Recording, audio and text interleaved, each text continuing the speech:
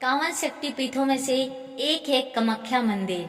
आइए इसके कुछ अद्भुत रहस्यों के बारे में जानते हैं।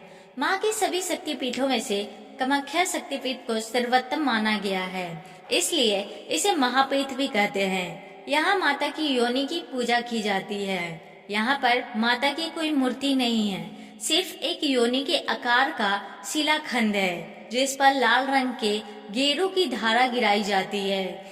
इसे मान्यता है कि जब माता सती के पिता राजा दक्ष प्रजापति ने एक हवन का आयोजन किया और सभी देवी देवताओं को बुलाया, परंतु शिव जी को कोई आमंत्रण नहीं आया। इसके बावजूद देवी सती अपने पिता के पास चली गई। वहां जाकर माता सती को भगवान शिव के प्रति अपमानजनक बात सुनने को मिला, जिसके कारण माता सती ने अपने पिता के इस व्यवहार से गुस्से में आकर अपने शरीर को हवन कुंड की अग्नि में समर्पित कर दिया। जब भगवान शिव को इस बात की खबर मिली, वे क्रोधित होकर देवी सती के देह को अपने कंधे पर रखकर तांडव नृत्य करने लग गए थे, जिससे संसार में प्रलय की स्थिति बन गई थी। उसी समय सभी देवताओं के अनुरोध पर भगवान विष्णु ने देवी सती के विभिन्न अंगों को एक एक करके अपने सुदर्शन चक्र से खंडित कर दिया। देवी के ये चिन्हमय अंग 51 स्थानों पर गिरे, जो 51 सिद्ध शक्तिपीठ बन गए, और वही एक शक्तिपीठ कामाख्या मंदिर है, जहाँ देवी सती की योनि गिरा था। यह मंदिर असम की राजधानी दिसपुर से लगभग 7 किमी दूर है। ये शक्तिपीठ नीलांचल पर्वत से 10 किलोमीटर दूरी पर स्थित है। माता कामाख्या का यह मंदिर तंत्र मंत्र साधना के लिए जाना जाता है।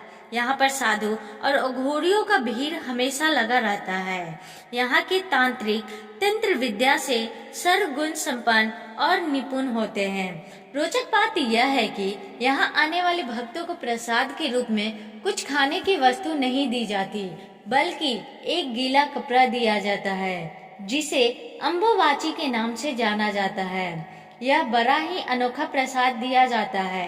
ऐसा माना जाता है कि जब देवी का मासिक धर्म आता है, तब यहाँ 3 दिन के लिए देवी के दरबार में एक सफेद कपड़ा रख दिया जाता है, और 3 दिन बाद जब दरबार खुलता है तो कपड़ा लाल रंग का भींगा होता है।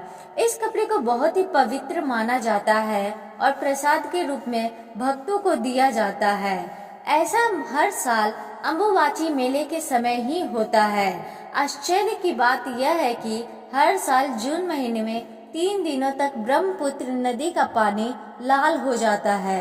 मान्यता है कि इस दौरान देवी अपने मासिक चक्र में होती है, इसलिए नदी का पानी लाल हो जाता है। इस दौरान 3 दिन मंदिर बंद रहता है। फिर 3 दिन बाद दर्शन के लिए यहाँ भक्तों की भीड़ मंदिर में उमड़ पड़ती है। कामाख्या मंदिर के 3 हिस्सों में बना है। पहला हिस्सा सबसे बड़ा है। इस हिस्से में हर व्यक्ति नहीं जा सकता। दूसरे हिस्से में माता के दर्शन होते हैं, जहाँ एक पत्थर से हर समय पानी बहता रहता है। महीने के 3 दिन यह मंदिर बंद रहता है।